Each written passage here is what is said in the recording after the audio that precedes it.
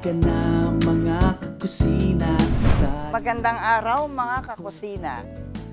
Ang gagawin natin ngayon ay isang Kapampangan recipe na tinatawag nilang Bistig Babi. Marami rin nag-request sa ating kasamahan kung paano ginagawa ito. Ang Bistig Babi ay nakagisnan ko na nung ako'y maliit pa sapagkat palaging linuluto ng aking impo ang bistig, lalong-lalo na kung wala kaming mga bisita. Maaari din po tayong gumamit ng ibang karne, pera sa baboy, maaaring beef, yung baka, kambing, kung anong gusto nating gagamitin. Pero sa Sasmuan, ginagawa nila bangus. Pero kami dito, nung maliit kami, ay baboy lang.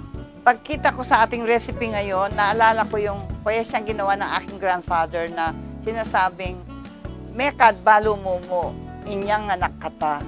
Niyayaliwang piyalong itande patanta.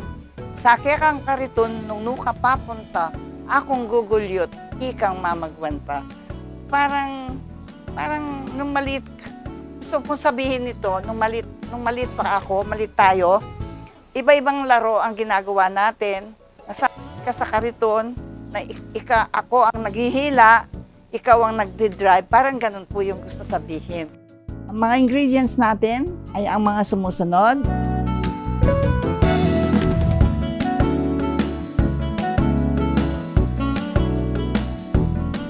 Ang first step na gagawin natin, ipupukin natin ito para lumambot, no?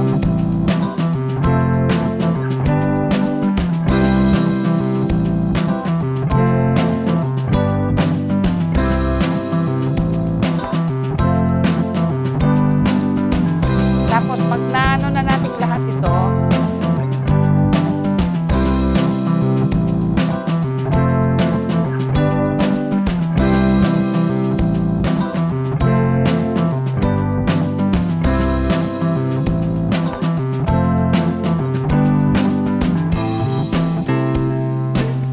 ipigaan ko ng ating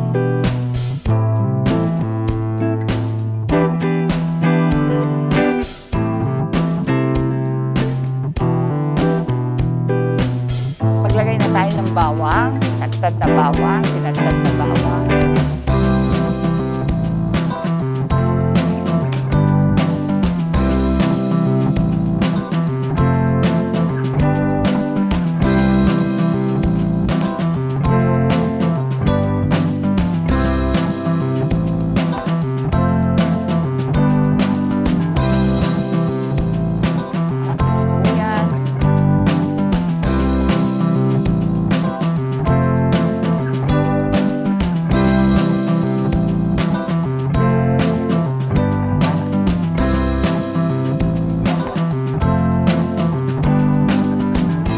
Ganda.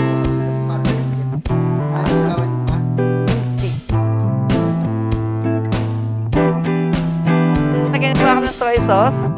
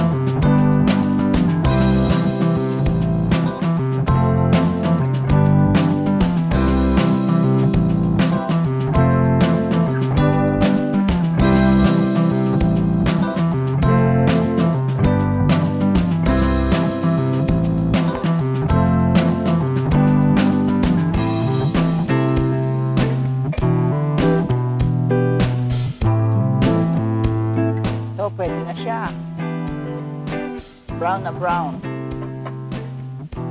Off na natin.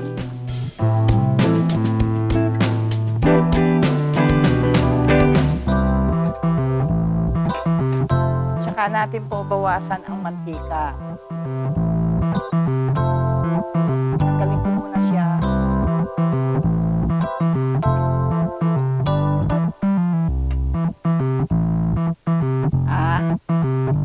Alam sa kwento.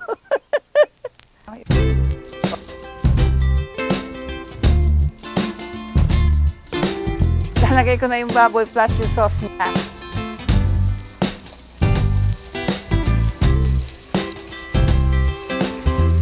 Palalambutin natin ang ating lagyan natin ng konting big.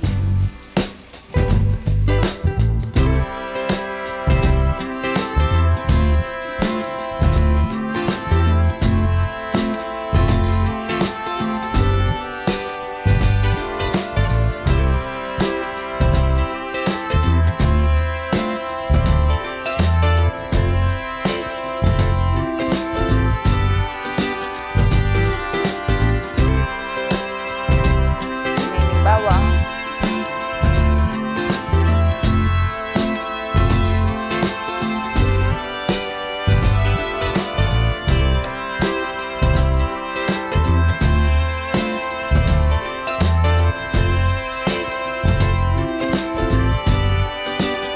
Ating bistig.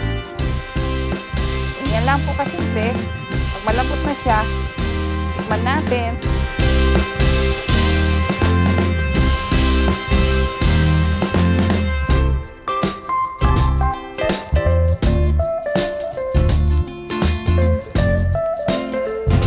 Kung luto na siya. Wow, ang bango.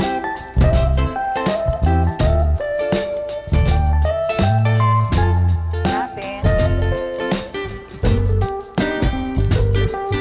Kanyama na? Ito na po. Saka na tayo mag-plating.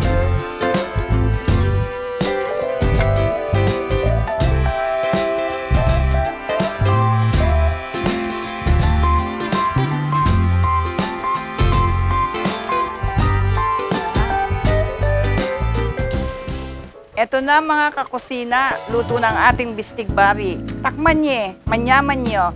May luto yakeng kusina ko, kusina yo. From my kitchen to yours. Kusina, tayo na magluto.